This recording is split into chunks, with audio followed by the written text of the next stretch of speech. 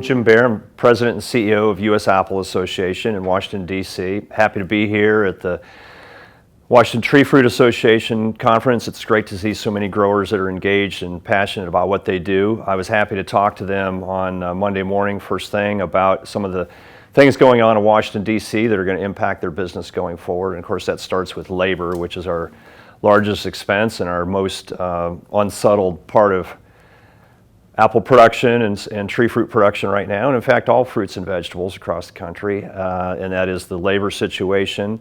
We're happy and excited that here today in the middle of December that the House of Representatives is set to pass the Farm Workforce Modernization Act.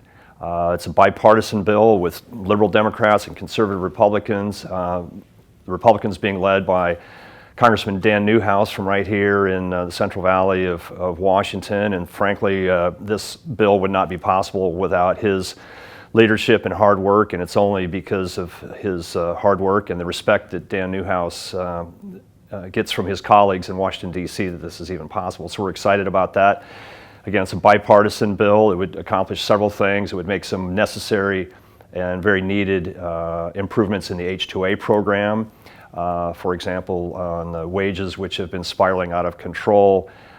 Here in Washington, they went up 6% last year. They're scheduled to go up another 5% next year. Some neighboring states, it went up last year more than 20%.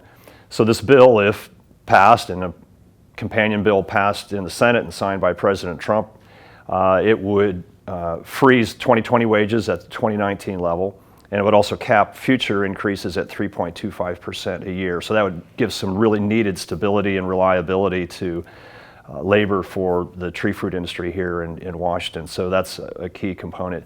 For the current workforce that's in the U.S., it would also allow them a path forward to come out of the shadows, pay a substantial fine, but get right with the law and put them on a path toward a earned legal status to work in agriculture. And that's another key component. And then the third component, and I received questions in my presentation about this, is E-Verify. And in fact, the bill would include mandatory E-Verify. That was necessary to bring in conservative Republicans to support the legislation. That component wouldn't go into effect until the other components have already been made effective, and so that'll be, probably a year or two down the road. But in fact, the mandatory E-Verify, which is the online system that the government has for verifying that workers are who they say they are, and verifying that and to make sure that the program is working. So it's a comprehensive bill. It's not a perfect bill. We probably would have written some parts of it differently, but that'll be where the action moves to in the Senate after the first of the year, and we'll try to make improvements where necessary in the bill and where possible, and hopefully get a good bill to the president that he can sign and finally give growers some stability and reliability in their workforce. What used to be typical in Washington, D.C. is not necessarily what's typical today, and given that at the same time we're talking about passing a Farm Workforce Act, where also the Congress has to act to pass a spending bill to keep the government open.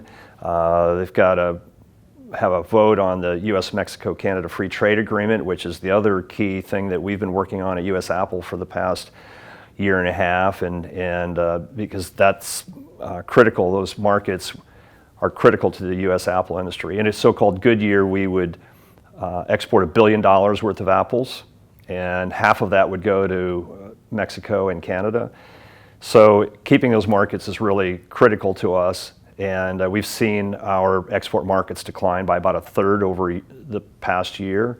Most of that is loss of sales to China and India and other places, Mexico temporarily until the steel and aluminum tariffs were lifted. So that's another big lift that Congress has to accomplish in the coming weeks. So with all that being said, the House of Representatives will pass the Ag Labor Bill today.